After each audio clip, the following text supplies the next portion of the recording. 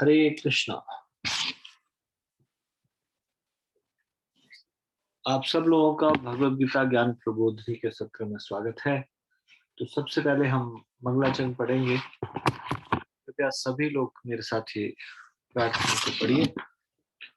ओम अज्ञानतिमिरान्धस्य ज्ञानाञ्जनशलाकया चक्षुरुन्मिलितं येन तस्मै श्रीगुरुवे नमः। श्रीचैतन्यमनोभीष्टं स्थापितं येन भूतले स्वयं रूपा कदा मह्यं ददाति स्वपदान्तिकम्। वन्देऽहं श्रीगुरोः श्रीयुतपदकमलं श्रीगुरून् वैष्णवांश्च श्रीरूपं साग्रजातं सैगण रघुनाथान्वितं तं सजीवं साद्वैतं सावधूतं परिजनसहितं कृष्ण चैतन्य देवं श्रीराधा कृष्णपादान् सैगण ललिता श्रीविशाखान्वितांश्च। हे कृष्ण करुणा सिंधु दीनबंधु जगतपते गोपेश गोपिका कांत राधा कांत नमस्तुते। तप्त कंचन गौरांगी राधे वृंदावनेश्वरी वृषभानुसुते देवी प्रणमामि हरिप्रिये। वाञ्छा कल्पतरुभ्यश्च कृपा सिन्धुभ्येव च पतितानां पावनेभ्यो वैष्णवेभ्यो नमो नमः। जय श्री कृष्ण चैतन्य प्रभु नित्यानंद श्री अद्वैत गदाधर श्रीवासादि गौर भक्त वृंद। हरे कृष्ण कृष्ण कृष्ण हरे हरे हरे राम राम राम हरे हरे।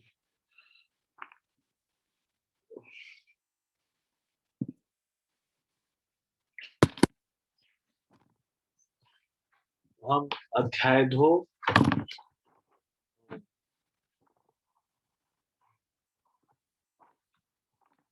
की प्रश्नावली भौतिक समस्याएं आध्यात्मिक समाधान अध्याय 2 की भगवद गीता यथारूप प्रश्नावली से चर्चा कर रहे थे।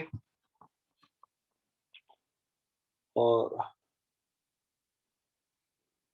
आज हम 16वें अध्याय के 10वें श्लोक को 13वें श्लोक को 23वें श्लोक को और 24वें श्लोक 10वां श्लोक 23वां श्लोक और 24वें श्लोक से चर्चा करेंगे। तो सबसे पहले आप 16वें अध्याय का 10वां श्लोक निकाल लीजिए। 16 चैप्टर 10th वर्स।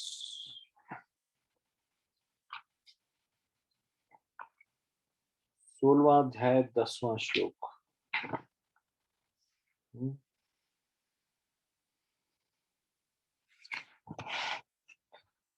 तो 16वें अध्याय के 10वें श्लोक से आपको ये प्रश्नों के उत्तर ढूंढने हैं। ये प्रश्न क्या है, ध्यान से सुन लीजिए। अशुचि व्रता या अपवित्र व्रत क्या है? कभी कभी हम ऐसे लोगों को भी किसी धर्म का आचरण करते हुए पाते हैं। वे किस प्रकार के धार्मिक सिद्धांतों को अपनाते हैं? उन्हें वैदिक सिद्धांतों की दृष्टि से कैसे देखा जाना चाहिए? इन सिद्धांतों को अपनाने के लिए उन्हें क्या प्रेरित करता है?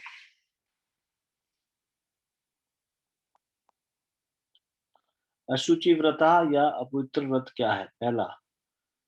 और दूसरा प्रश्न क्या है? कभी कभी हम ऐसे लोगों को किसी धर्म का आचरण करते हुए पाते हैं। वे किस प्रकार के धार्मिक सिद्धांतों को अपनाते हैं? उन्हें वैदिक सिद्धांतों की दृष्टि से कैसे देखा जा सकता है? इन सिद्धांतों को अपनाने के लिए उन्हें क्या प्रेरित करता है? अब ये 10वां श्लोक इस प्रकार से है। कामम आश्रित्य दुष्पुरम दंभमान मदान्वितः मोहात् गृहीत्वा असत्ग्रहान् प्रवर्तन्ते अशुचि व्रतः। कभी न संतुष्ट होने वाले काम का आश्रय लेकर तथा गर्व के मद एवं मिथ्या प्रतिष्ठा में डूबे हुए आसुरी लोग इस तरह मोहग्रस्त होकर सदैव क्षणभंगुर वस्तुओं के द्वारा अपवित्र कर्म का व्रत लिए रहते हैं। किसका आश्रय लेकर? कभी ना संतुष्ट होने वाले काम का आश्रय लेकर। ये विशेषता बताई गई है।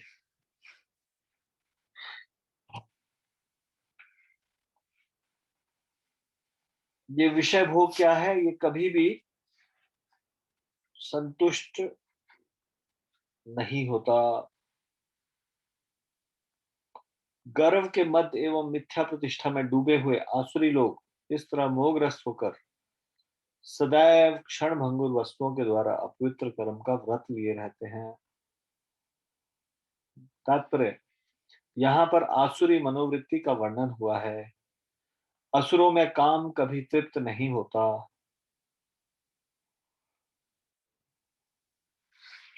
वे भौतिक भोग के लिए अपनी अतृप्त इच्छाएं बढ़ाते चले जाते हैं। यद्यपि वे क्षण भंगुर वस्तुओं को स्वीकार करने के कारण सदैव चिंतामग्न रहते हैं, तो भी वे मोहवश ऐसे कार्य करते जाते हैं। उन्हें कोई ज्ञान नहीं होता, अतएव वे यह नहीं कह पाते कि वे गलत दिशा में जा रहे हैं। क्षण भंगुर वस्तुओं को जीव स्वीकार करने के कारण वे अपना निजी ईश्वर निर्माण कर लेते हैं, अपने निजी मंत्र बना लेते हैं और तदनुसार कीर्तन करते हैं। इसका फल यह होता है कि वे दो वस्तुओं की ओर अधिकाधिक आकृष्ट होते हैं, काम भोग और संपत्ति संचय। इस प्रसंग में अशुचि व्रता शब्द अत्यंत महत्वपूर्ण है, जिसका अर्थ है अपवित्र व्रत। ऐसे आसुरी लोग मद्य, स्त्रियों, जूत, क्रीड़ा तथा मांसाहार के प्रति आसक्त होते हैं। ये ही उनकी अशुचि अर्थात अपवित्र आदतें हैं। गर्व तथा अहंकार से प्रेरित होकर वे ऐसे धार्मिक सिद्धांत बनाते हैं जिनकी अनुमति वैदिक आदेश नहीं देते। यद्यपि ऐसे आसुरी लोग अत्यंत निंदनीय होते हैं, लेकिन संसार में कृत्रिम साधनों से ऐसे लोगों का झूठा सम्मान किया जाता है। यद्यपि वे नर्क की ओर बढ़ते रहते हैं, लेकिन वे अपने को बहुत बड़ा मानते हैं। तो इस अनुवाद और तात्पर्य के अनुसार अशुचि व्रता या अपवित्र व्रत क्या है? कृपया हाथ खड़ा कीजिए। अपवित्र व्रत क्या है? अशुचि व्रता क्या है? Please raise your hand.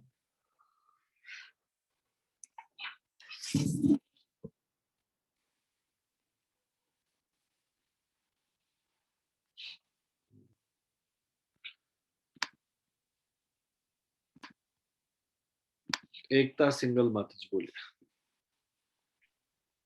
हरे कृष्णा प्रभु जी, दंडवत प्रणाम। धन्यवाद जी। प्रभु जी, अशुचि व्रत या अपवित्र व्रत वो है कि जो आसुरी लोग मदपान करते हैं, स्त्रियों का गमन करते हैं, दूध क्रीड़ा करते हैं और मांसाहार के प्रति आसक्त होते हैं। जो इन सब चीजों के प्रति आसक्त होते हैं वो ही अशुचि व्रत या अपवित्र गंदी आदतों वाले मतलब उनको कहा गया है। इससे उसका ही तात्पर्य है। ठीक है, धन्यवाद। हरे कृष्णा प्रभु जी। हरे कृष्ण।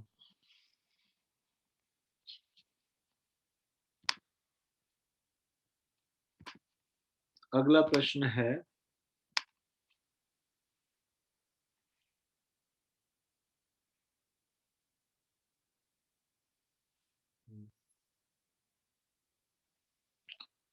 कभी कभी हम ऐसे लोगों को भी किसी धर्म का आचरण करते हुए पाते हैं। वे किस प्रकार के धार्मिक सिद्धांतों को अपनाते हैं? उन्हें वैदिक सिद्धांतों की दृष्टि से कैसे देखा जाना चाहिए? इन सिद्धांतों को अपनाने के लिए उन्हें क्या प्रेरित करता है? बताइए इसका आंसर।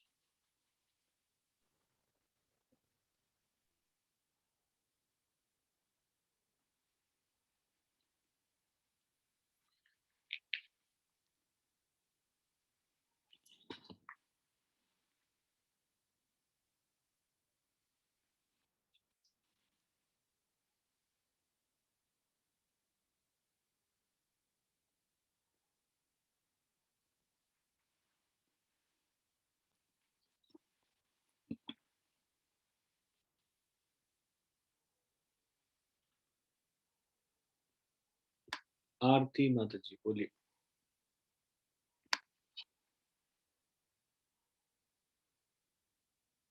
अनम्यूट कीजिए, आरती माता जी बोलिए। हेलो, राधे कृष्ण। हरे कृष्ण प्रभु जी, दंडवत प्रणाम। हरे कृष्णा धन्वत जी। कभी कभी हम ऐसे लोगों को भी अ, किसी धर्म का आचरण करते हुए पाते हैं ऐसा जो ऐसा धार्मिक सिद्धांत बनाते हैं जिनकी अनुमति वैदिक आदेश नहीं देते हैं। उ- उन्हें उन्हें वैदिक आद- उन्हें वैदिक सिद्धांतों की दृष्टि में दृष्टि में निंदनीय देखा जाता है।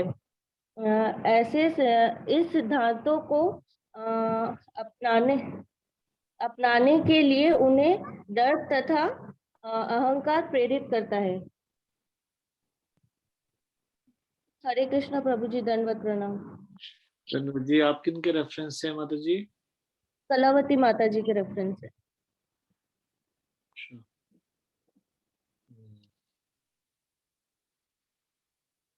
कोई इसमें ऐड करना चाहता है या कोई इससे डिफरेंट आंसर देता है? हरे कृष्णा प्रभु जी, दंडवत प्रणाम। धन्वत जी।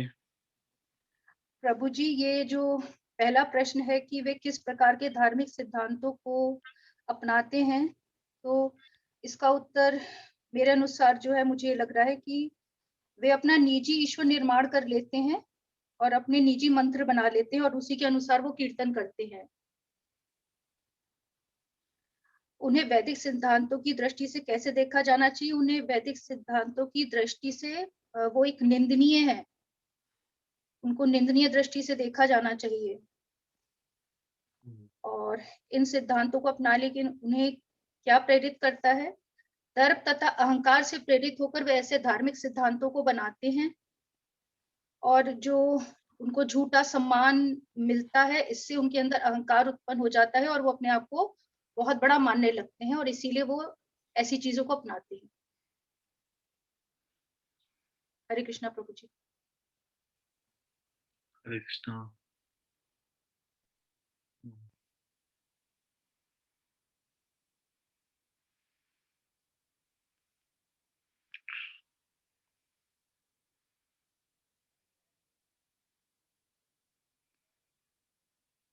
और कोई कुछ ऐड करना चाहता है इसमें? हरे कृष्ण प्रभु जी, दंडवत प्रणाम। धन्वत जी। प्रभु जी, पहले पार्ट का आंसर ये हो सकता है क्या? वे मध्य स्त्रियों यानी कि असुर मध्य स्त्रियों, द्यूत क्रीड़ा तथा मांसाहार के प्रति आसक्त होते हैं जिनकी अनुमति वैदिक आदेश नहीं देते।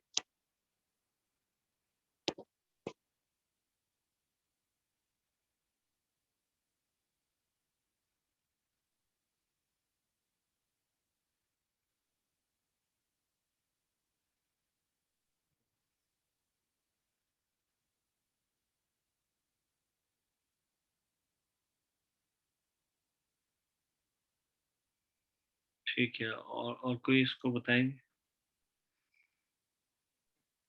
हरे कृष्णा प्रभु जी, दंडवत प्रणाम। धन्वत जी। प्रभु जी, मुझे भी ये वाला लग रहा था कि फर्स्ट वाले का कि क्षणभंगुर वस्तु को स्वीकार करने के कारण में अपना निजी ईश्वर निर्माण कर लेते हैं। और प्रभु जी, वहां तक है ये कामभोग तथा संपत्ति संचन कर होते हैं इससे। प्रभु जी, दो वस्तु है। प्रभु जी, मुझे भी ये लग रहा था। हरे कृष्णा प्रभु जी, धन्यवाद प्रणाम।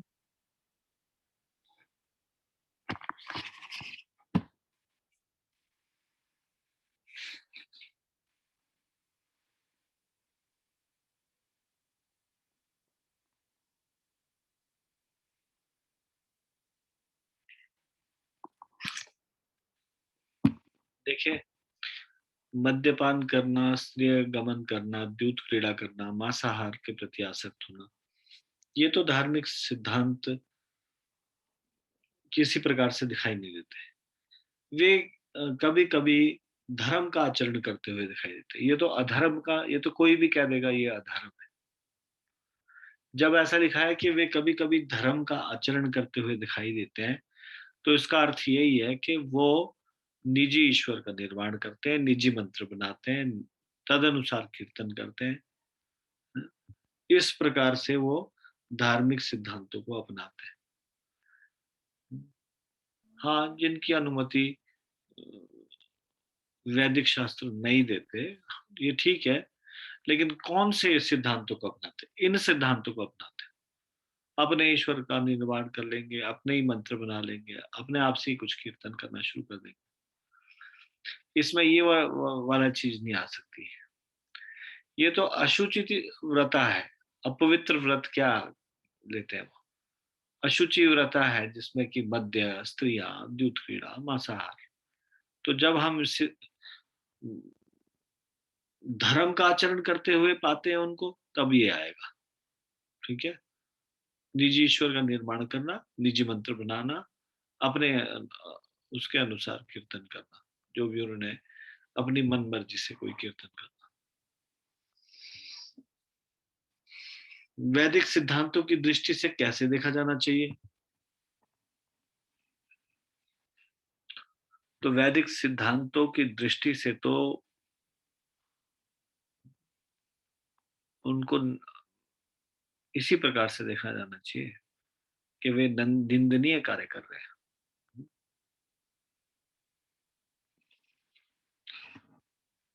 और इन सिद्धांतों को अपनाने के लिए उन्हें क्या प्रेरित करता है? तो प्रेरित तो दर्प और अहंकार यही प्रेरित करता है। ठीक है? क्लियर हो गया?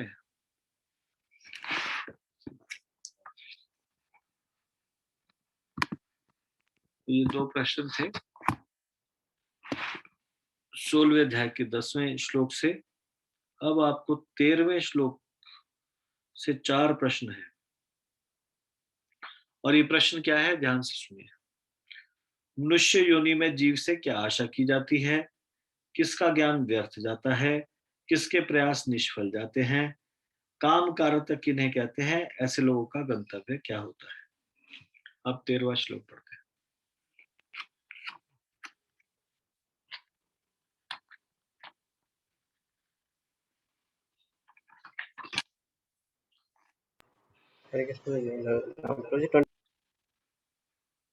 बोलिए। 23 सॉरी, 13वां नहीं, 23। सॉरी, धन्यवाद। 13th नहीं, 23rd। Thank you.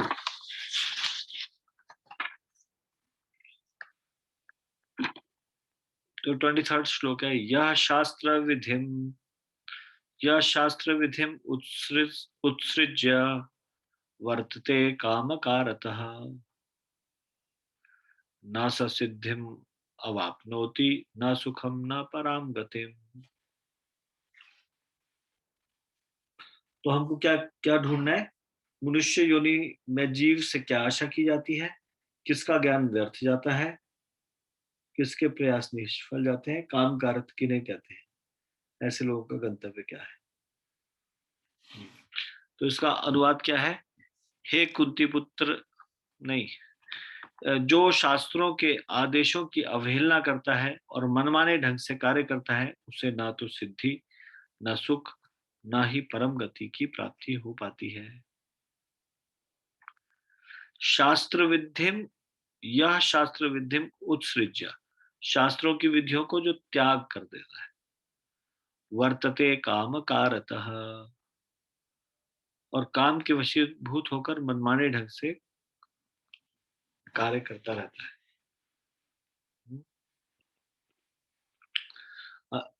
तात्पर्य, जैसा कि पहले कहा जा चुका है कि मानव समाज के विभिन्न आश्रमों तथा वर्णों के लिए शास्त्र विधि दी गई है।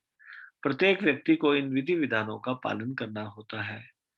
यदि कोई इनका पालन न करके काम, क्रोध और लोभवश स्वेच्छा से कार्य करता है, तो उसे जीवन में कभी सिद्धि प्राप्त नहीं हो सकती।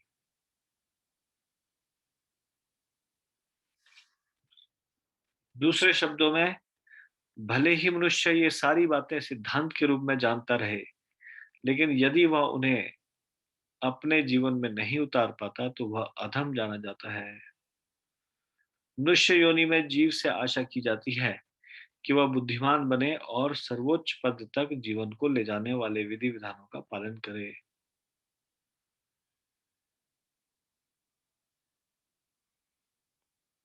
किंतु यदि वह इनका पालन नहीं करता, तो उसका अधःपतन हो जाता है। लेकिन फिर भी जो विधि विधानों तथा नैतिक सिद्धांतों का पालन करता है किंतु अंततोगत्वा परमेश्वर को समझ नहीं पाता, तो उसका सारा ज्ञान व्यर्थ जाता है।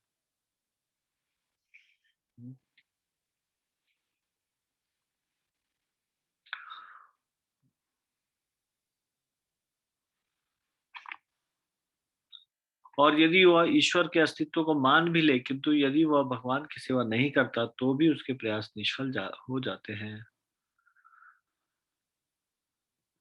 अतः मनुष्य को चाहिए कि अपने आप को कृष्ण भावनामृत तथा भक्ति के पद तक ऊपर ले जाए, तभी वह परम सिद्धावस्था को प्राप्त कर सकता है, अन्यथा नहीं। कामकारता शब्द अत्यंत सार्थक है। जो व्यक्ति जानबूझकर नियमों का अतिक्रमण करता है वह काम के वश में होकर कर्म करता है। वह जानता है कि ऐसा करना मना है, लेकिन फिर भी वह ऐसा करता है। इसी को स्वेच्छाचार कहते हैं। यह जानते हुए कि अमुक काम करना चाहिए, फिर भी वह उसे नहीं करता है, इसलिए उसे स्वेच्छाचारी कहा जाता है।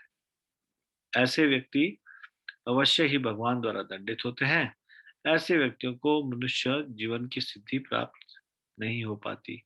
मनुष्य जीवन तो अपने आप को शुद्ध बनाने के लिए है, किंतु जो व्यक्ति विधि विधानों का पालन नहीं करता, वह अपने को ना तो शुद्ध बना सकता है, ना ही वास्तविक सुख प्राप्त कर सकता है। अब इस प्रश्न और तात्पर्य, इस अनुवाद और तात्पर्य के अनुसार इस प्रश्न का उत्तर दीजिए।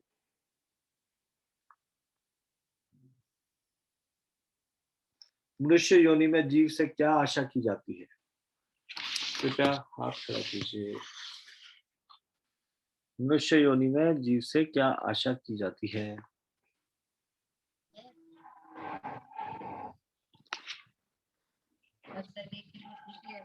म्यूट कीजिए, अभी नहीं, इससे पूछा जाए वही बताए।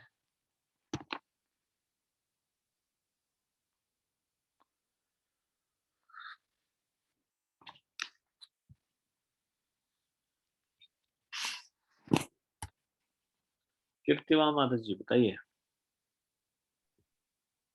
हरे कृष्ण प्रभु जी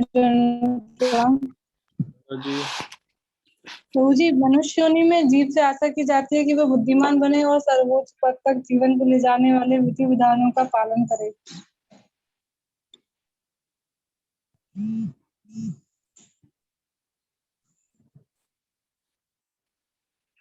और कोई कुछ ऐड करना चाहेगा इसमें तो डायरेक्टली अनम्यूट कर सकते।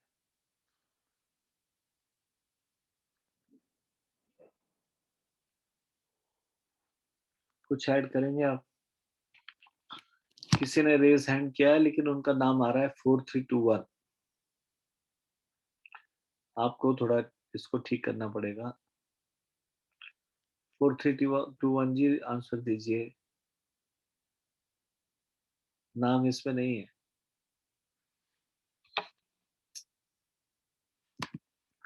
ये किसका है 4321? प्रभु जी मनुष्य हाँ, मनुष्य बुद्धियों। पहले परिचय देना होगा, नाम तो पता नहीं प्रभु चला। जी मैं पवन कुमार।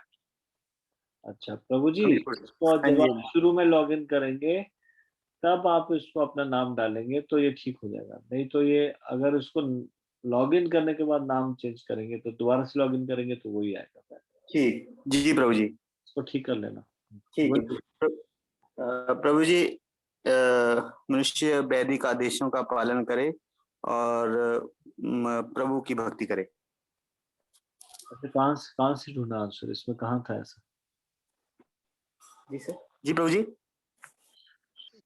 वैदिक आदेशों का पालन करे, ये कहाँ है इसमें? अनुवाद तात्पर्य में इसमें से ढूंढ रहे हैं ना हम आंसर। जी जी जी प्रभु जी। बताइए।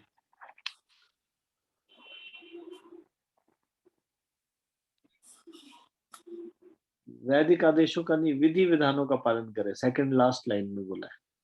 जी विधि विधानों का पालन करे। अगर वो विधि विधान का पालन नहीं करता तो अपने को शुद्ध,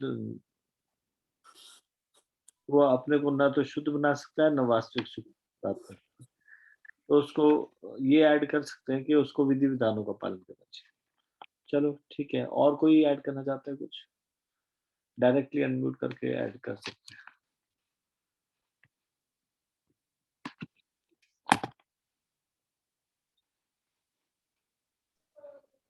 हरे कृष्णा प्रभु जी, दंडवत प्रणाम। धन्यवाद जी। मनुष्य को चाहिए कि वे अपने आप को कृष्ण भावनामृत तथा भक्ति के पद तक ऊपर ले जाए, तभी वह परम सिद्धावस्था को प्राप्त कर सकता है। मनुष्य योनि तभी सफल है जब वो अपने आप को कृष्ण भावनामृत में लगाए और प्रभु भक्ति में अपने आप को पूर्ण रूप से समर्पित कर दे। हरे कृष्णा प्रभु जी। ठीक है, और तो नहीं कुछ ऐड करना? प्रभु जी वो तो पहले वाला तो वो सबने प्रभु जी कह ही दिया कि मनुष्य योनि में जीव से हाँ। आशा की जाती है कि हाँ, मैं और किसी को, अन्य लोगों को भी पूछ रहा हूँ, और कोई ऐड करना चाहता है? आपका तो होगा।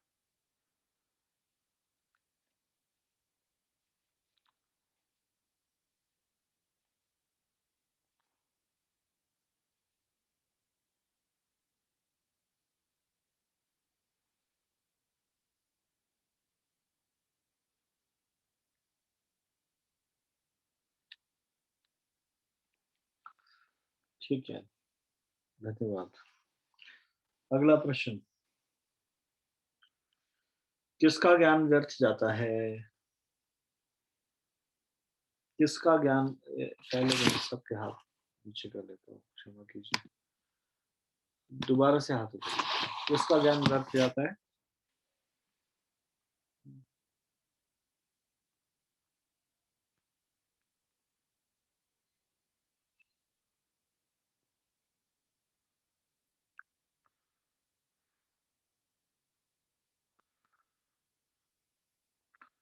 पलक शर्मा माता जी। हरे कृष्ण प्रभु जी, दंडवत प्रणाम। धन्यवाद जी। प्रभु जी, जो भी विधि विधान तथा नैतिक सिद्धांतों का पालन करता है किंतु अंतर्गत परमेश्वर को समझ नहीं पाता तो उसका सारा ज्ञान व्यर्थ जाता है। हरे कृष्ण प्रभु जी।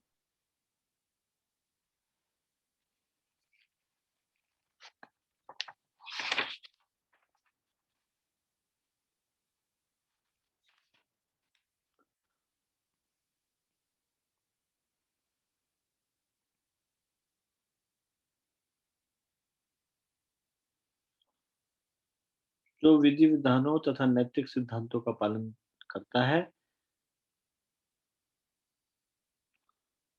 किंतु अंततः परमेश्वर को समझ नहीं पाता तो उसका सारा ज्ञान व्यर्थ जाता है।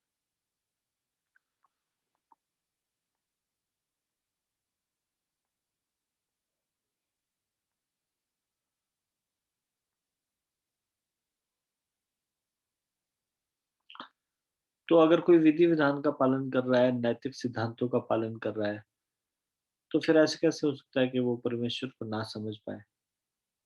मतलब जस्ट मैं पूछ रहा हूँ आपसे। ये कह रहे हैं कि जो विधि विधानों का पालन तो करता है, नैतिक सिद्धांतों का पालन भी करता है, किंतु अंततोगत्वा परमेश्वर को समझ नहीं पाता। अब वो शास्त्रों में बताए गए विधि विधानों का पालन करेगा तो फिर तो उसको परमेश्वर को समझ जाना चाहिए ना।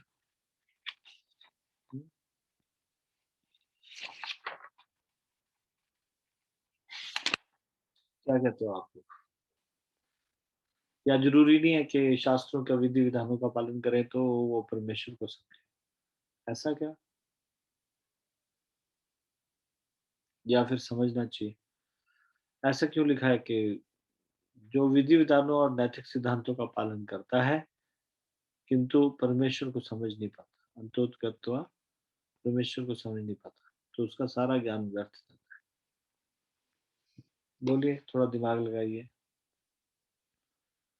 ऐसा क्यों कहा जाए? डायरेक्टली अनम्यूट करके बोल सकते हो, जिसको भी आंसर देना है।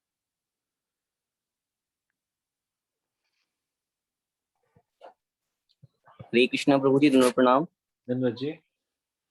प्रभु जी, मैं ऐसे समझ पाता हूँ कि इसका अर्थ है कि ऐसे लोग जो विधि विधानों का पालन करते हैं या सिद्धांतों का पालन करते हैं वो ज्ञान रूप में तो कर रहे हैं, यानी कि उनको ज्ञान तो है लेकिन चूंकि वो कृष्ण में आसक्त नहीं है, तो वहां पर वो मिसिंग है, यानी कि वो कृष्ण के लिए नहीं कर रहे, वो सकाम कर्मी है, शास्त्रों का पालन तो कर रहे हैं, विधि विधानों का पालन कर रहे हैं, लेकिन कृष्ण को उन्हें तो अर्पण करना है। शास्त्रों के विधि विधानों का पालन करने से मनुष्य भगवान को समझ नहीं पाएगा। प्रभु जी, चूंकि वो कृष्ण को समर्पित नहीं कर पा रहे हैं, वो चूंकि उसका फल स्वयं ही भोगना चाहते हैं, विधि विधान का पालन कर रहे हैं, तो उसका फल स्वयं भोगेंगे, सकाम कर्मी है। ठीक जैसे है। शास्त्रों और में कई जगह बताया जाता है कि इसको ऐसे करना है, या इस वस्तु को करने के लिए ऐसे करना चाहिए, तो वो स्वयं के लिए कर रहे हैं, कृष्ण के लिए नहीं कर पा रहे। ऐसी भावना जो है वो जागृत नहीं है कहीं ना कहीं। मैं समझ गया। और कोई आंसर किसी और का? हरे कृष्णा प्रभु। हरे कृष्णा प्रभु जी, दंडवत प्रणाम।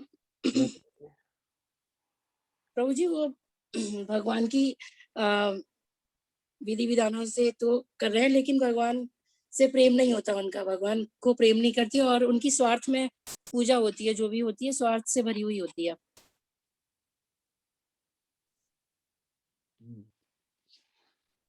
मैं ये प्रश्न पूछ रहा था कि कोई विधि विधानों का और नैतिक सिद्धांतों का पालन करेगा तो क्या वो परमेश्वर को नहीं समझ पाएगा?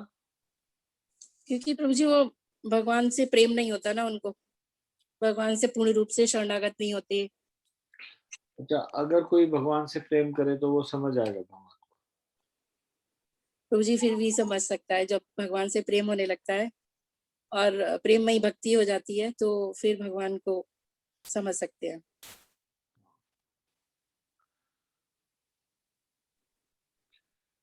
ट्रिकी क्वेश्चन है। कहीं ना कहीं प्रभु जी, इनकी विधि विधानों में जो ये कर्मकांडी पूजा पंडित होते हैं, जो पूजा पाठ कराते हैं, ये सब स्वार्थ वाली पूजाएं होती है, किसी ना किसी उद्देश्य के लिए पूजा होती है इनकी। ठीक है, म्यूट कर लीजिए। अगर कोई शास्त्रों के विधि विधानों का भी पालन करता है, नैतिक सिद्धांतों का पालन करता है, तो जरूरी नहीं है वो परमेश्वर को समझ जाए। शास्त्रों में तो बहुत कुछ बताया गया है, ये अंधी गुफा के समान है। यहाँ अमृत का प्याला भी है, विष का प्याला भी है। यहाँ पे ऐसी घातक चीजें भी जिससे चोट लग सके, अपने को आहत कर सकते हैं। बिना गुरु के शास्त्रों को छूना कैसा है कि अंधी गुफा में कोई जाए तो किसी बिना गुरु के, रोशनी के, तो अपने को आहत करके भी आ सकता है। तो शास्त्रों में तो बहुत कुछ बताया है। जैसे कि शास्त्रों में कर्म कांड भी बताया है, ज्ञान कांड भी बताया है। अब बताओ, कर्म कांड और ज्ञान कांड वाले कहाँ समझ सकते हैं भगवान को? समझ पाते हैं? भगवान को तो समझते हैं भगवान के भक्तों के द्वारा, तो उनकी कृपा से समझा जा सकता है। म्यूट कीजिए। किसका हो जाता है भगवान? तो शास्त्रों को समझना जरूरी नहीं है कि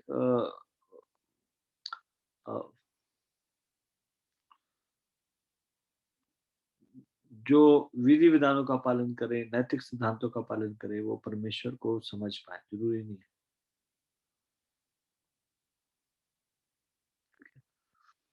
और जो भगवान से प्रेम करे, क्या वो भगवान को समझ आता है? अंततो गत्वा, एट लास्ट समझ जाता है। चाहे वो अनपढ़ व्यक्ति भी हो, तो भी भगवान जिसको जनाना चाहे वो जान सकता है भगवान। जो भगवान से प्रेम करता है, तो भगवान चाहते हैं कि वो जाने, इसलिए वो जान जाता है। एट लास्ट भगवत धाम जाएगा, सारे रहस्य उसको समझ आए। ठीक है। किसके प्रयास निष्फल जाते हैं? पहले मैं हाथ नीचे करता हूँ, फिर दोबारा से हाथ खड़े कीजिए। किसके प्रयास निष्फल जाते हैं?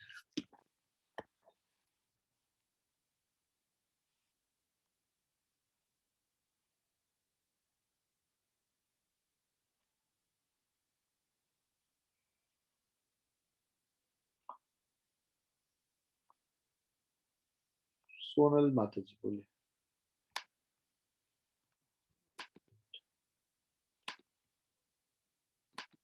अब बोलिए, अनम्यूट करके। हरे कृष्णा प्रभु जी, दंडवत प्रणाम। धन्यवाद जी। यदि मनुष्य ईश्वर के अस्तित्व को मान भी ले, किंतु यदि वह भगवान की सेवा नहीं करता तो उसके सारे प्रयास निष्फल हो जाते हैं। भगवान को मान ले, भगवान है, लेकिन भगवान अपने रास्ते में अपने रास्ते है। फिर कोई बोले हाँ ठीक है, भगवान इस संसार को चलाने वाले भगवान है। तो भगवान को मानने का क्या मतलब? ये मानना जीवेर स्वरूप है कृष्णेर नित्यदास। हम क्या है, भगवान क्या है? भगवान स्वामी है, हम सेवक। भगवान अंशी है, हम उनके अंश। अंश अंशी की सेवा के लिए बना है। ये मानना, तब समझेंगे कि भगवान को माना। और जब भगवान को मान ले, अगर कोई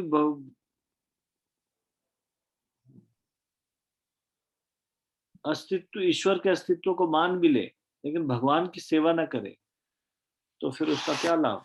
वो तो बना ही है। भक्ति मतलब सेवा, भक्ति मतलब भगवान की सेवा। बिना सेवा की कोई भक्ति होती है क्या? भक्ति मतलब जिसमें सेवा से रहित हो, ऐसा कभी हो सकता है?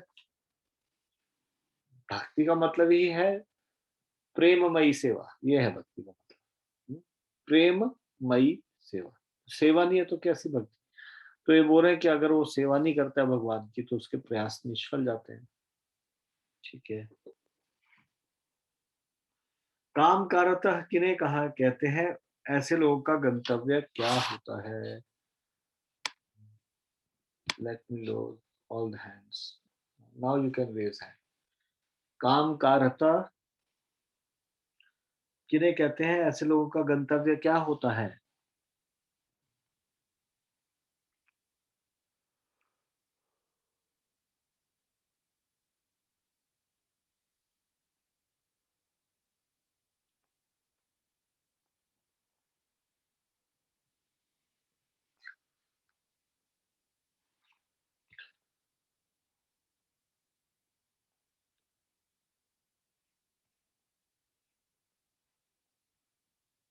राधा रूपी माता जी बोलिए।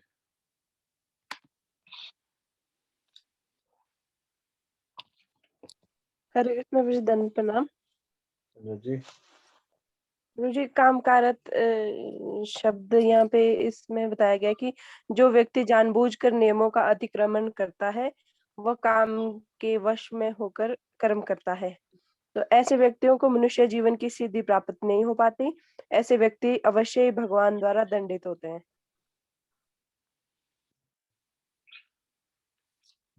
और प्रभु जी, इसमें ये बताया कि वो जानता है कि ऐसा करना मना है, लेकिन फिर भी वो ऐसा करता है।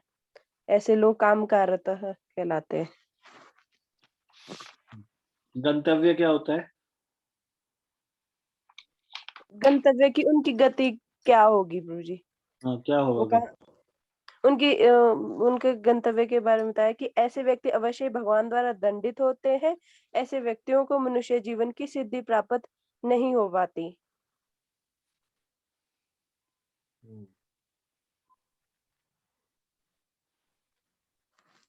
ठीक।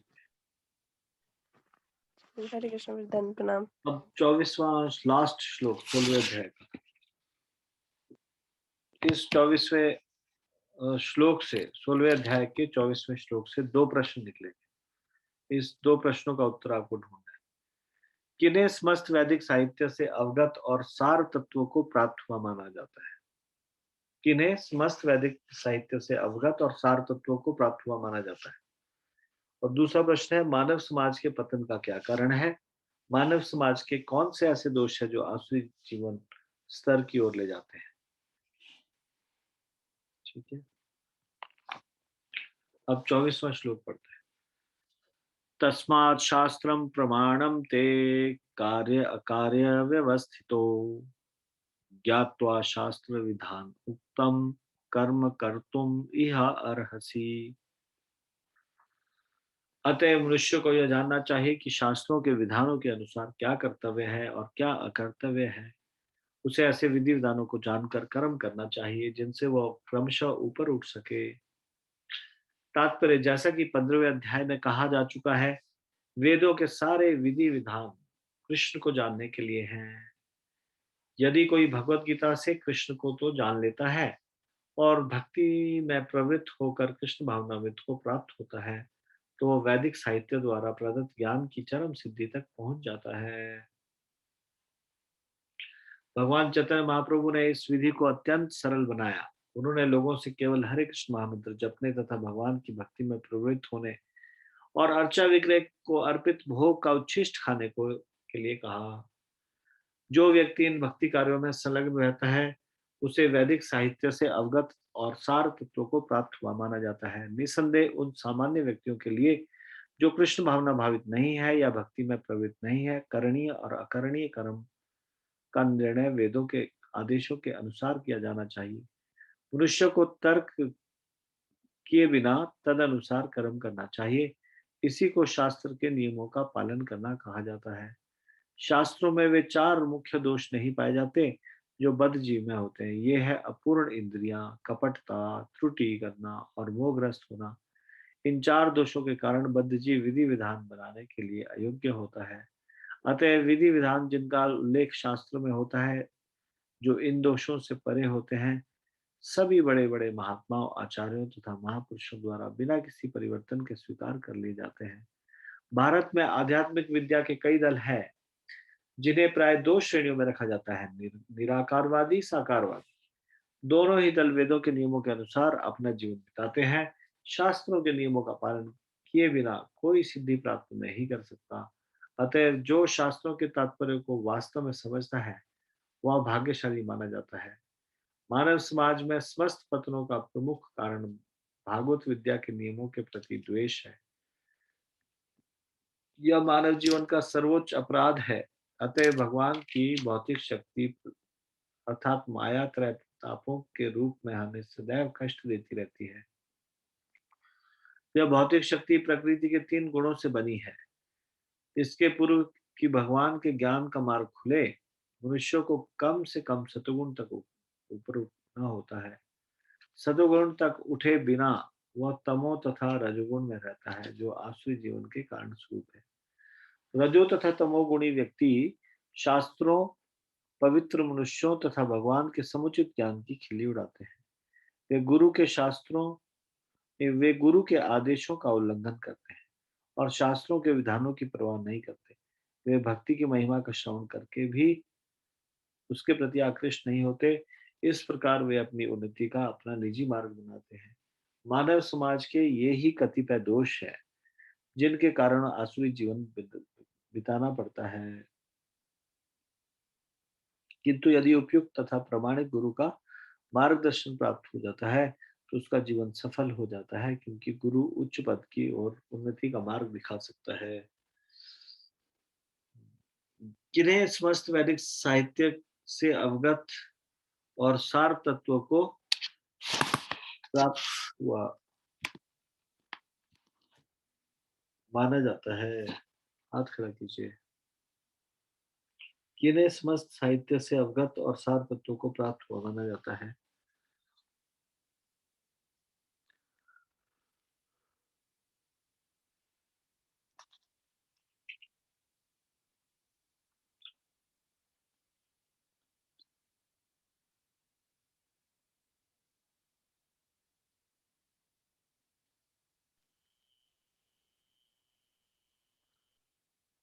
नेहा सिंह माता जी बोलिए। हरे कृष्णा प्रभु जी, धन्यवाद, प्रणाम। धन्यवाद जी। कृष्ण भावनामृत भगवान चैतन्य महाप्रभु ने इस विधि को अत्यंत सरल बनाया है। उन्होंने लोगों से केवल हरे कृष्ण महामंत्र जपने तथा भगवान की भक्ति में प्रवृत्त होने, अर्चा विग्रह को अर्पित भोग का उच्छिष्ट खाने के लिए जो व्यक्ति इन भक्ति कार्य से संलग्न रहता है, उसे वैदिक साहित्य से अवगत और सार तत्व को प्राप्त हुआ माना जाता है। हरे कृष्णा प्रभु जी। हाँ, इन भक्ति कार्यों में संलग्न मतलब किन भक्ति कार्यों में संलग्न? हरे कृष्ण महामंत्र जपने, भगवान की भक्ति में प्रवृत्त होने, अर्चा विग्रह को अर्पित भोग का उच्छिष्ट खाने, है ना? ठीक है, धन्यवाद। हरे कृष्ण प्रभु जी। 53वां श्लोक। मानव समाज के पतन का क्या कारण है? मानव समाज के कौन से ऐसे दोष है जो आसुरी जीवन स्तर की ओर ले जाते हैं? Now again you should raise your hand. Kalavati माता जी बोलिए। हरे कृष्ण प्रभु जी, दंडवत प्रणाम। धन्यवाद जी। मानव समाज में समस्त पतनों का मुख्य कारण भागवत विद्या के नियमों के प्रति द्वेष है। नेक्स्ट क्वेश्चन, मानव समाज में कौन से ऐसे दोष जो आसुरी सतोगुण तक उठे बिना वह जब मनुष्य तमो तथा रजोगुणों में रहता है जो आसुरी जीवन के कारण स्वरूप है। रजो तथा तमोगुणी व्यक्ति शास्त्रों, पवित्र मनुष्यों तथा भगवान के समूह से ज्ञान की खिल्ली उड़ाते हैं। वे गुरु के आदेशों का उल्लंघन करते हैं और शास्त्रों के विधानों की परवाह नहीं करते। वे भक्ति की महिमा का श्रवण करके भी उसके प्रति आकृष्ट नहीं होते। इस प्रकार वे अपनी उन्नति का अपना निजी मार्ग बनाते हैं। मानव समाज के यही कतिपय दोष है जिनके कारण आसुरी जीवन बिताना पड़ता है। हरे कृष्ण प्रभु जी, धन्यवाद प्रणाम। ठीक है, धन्यवाद, थैंक यू सो मच। और इस तरह से हमारा ये दूसरा अध्याय समाप्त हो जाता है और इसकी ये प्रश्नावली जिसमें कि बहुत सारे प्रश्न थे, 53 क्वेश्चंस, तो ये भी समाप्त हो जाते हैं। हमने काफी सारे भगवत गीता के श्लोकों से ये प्रश्नों के उत्तर ढूंढे। भगवत गीता यथारूप के दूसरे अध्याय के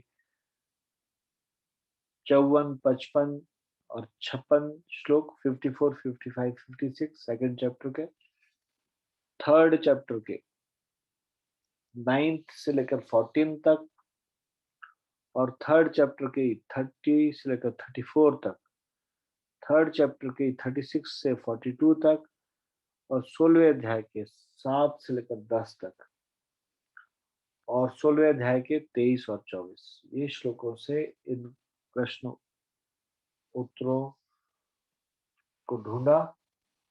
आप सब लोगों का इसमें भाग लेने के लिए बहुत बहुत धन्यवाद। कल से हमारा ये तीसरा अध्याय शुरू होगा जिसका नाम होगा ज्ञान चक्षु की प्राप्ति, getting the eyes to see God. भगवान को कैसे देखा जाए, कैसे देख सकते हैं, उसके लिए चक्षु प्राप्त करने पड़ेंगे। How to get the eyes to see God, भगवान को देखने के लिए आंखें कैसे पाई जाए, ज्ञान चक्षु की प्राप्ति कैसे हो। तो थर्ड जो है ये है ज्ञान चक्षु की प्राप्ति, getting the eyes to see God. तो आप चाहें तो इसको थोड़ा सा पहले भी पढ़ के आ सकते हैं और नहीं तो साथ साथ में उसमें पढ़ सकते हैं। इसमें बहुत महत्वपूर्ण कुछ शिक्षाएं दी गई है, बेसिक इंपॉर्टेंट शिक्षाएं।